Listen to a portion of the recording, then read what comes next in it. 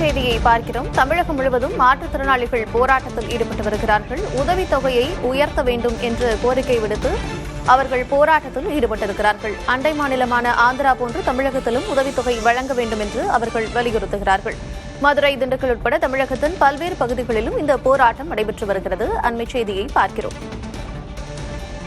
1500 2000 வரையிலான மாத உதவித்தொகையை 6000 10,000 ரூபாய் வரை உயர்த்தி வழங்க வேண்டும் என்று அவர்கள் கோரிக்கை விடுக்கிறார்கள்.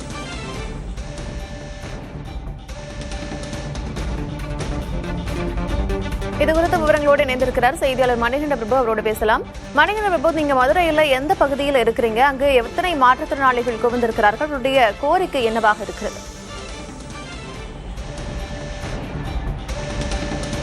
தமிழ்நாட்டில் மாற்றுத்திறனாளிகளுக்கான மாதாந்திர உதவித்தொகையை அண்டை மாநிலங்களில் வழங்குவதைப் போல உயர்த்தி வழங்க வேண்டும் என மாற்றுத்திறனாளிகள் தமிழ்நாடு முழுவதும் சாலை மறியல் போராட்டங்களில் ஈடுபட்டு வருகிறார்கள்.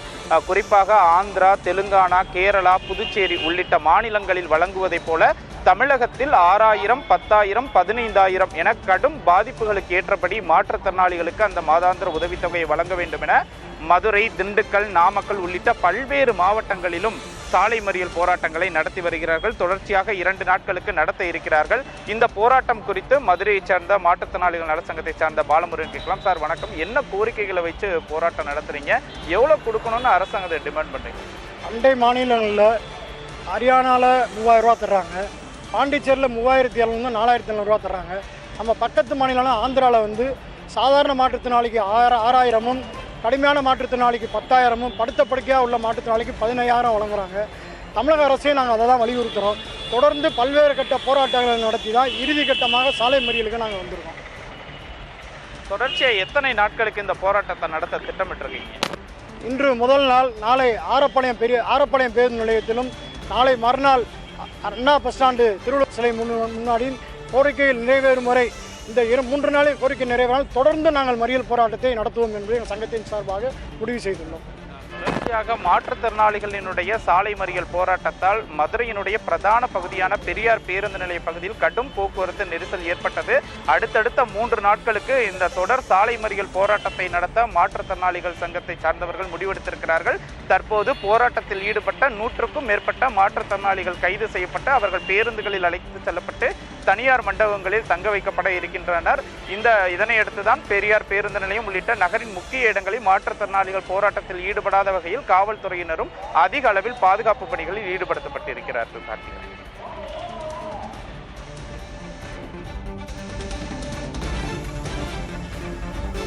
தமிழகத்தின் பல்வேறு பகுதிகளிலும் மாற்றுத்திறனாளிகள் போராட்டத்தில் ஈடுபட்டிருக்கிறார்கள். அந்த வகையில் தற்பொழுது திண்டுக்கல் மாவட்டத்திலும் போராட்டத்தில் ஈடுபட்டிருக்கக்கூடிய காட்சிகளை பார்க்கிறோம். திண்டுக்கல் மாவட்டத்தில் உதவித்தொகையை உயர்த்தி வழங்க வேண்டும் என்று கோரி மாற்றுத்திறனாளிகள் போராட்டத்தில் ஈடுபட்டு வருகிறார்கள். தமிழகத்தின் பல்வேறு பகுதிகளிலும் போராட்டம் நடைபெறக்கூடிய நிலையில் திண்டுக்கல்லிலும் போராட்டம் நடக்கக்கூடிய அந்த காட்சிகளை பார்க்க முடிகிறது. ஏற்கனவே 1500 2000 வரை இருக்கக்கூடிய அந்த உதவித்தொகையை 6000 10,000 வரை உயர்த்தி வழங்க வேண்டும், அண்டை மாநிலங்களைப் போல உதவித்தொகை வழங்க வேண்டும் என்று வலியுறுத்தி மாற்றுத்திறனாளிகள் போராட்டத்தில் ஈடுபட்டிருக்கிறார்கள். திண்டுக்கல் மாவட்டத்தில் நடக்கக்கூடிய போராட்டத்தின் காட்சிகளை பார்த்து வருகிறோம்.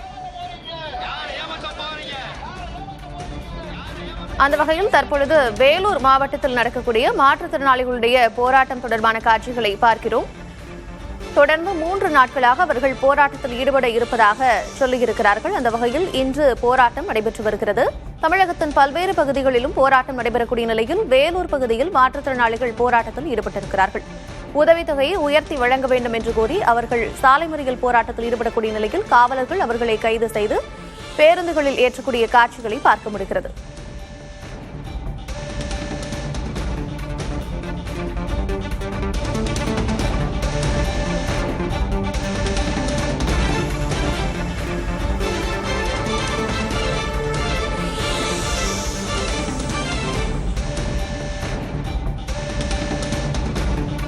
தமிழகத்தின் பல்வேறு பகுதிகளிலும் மாற்றுத்திறனாளிகள் போராட்டத்தில் ஈடுபட்டு வருகிறார்கள்.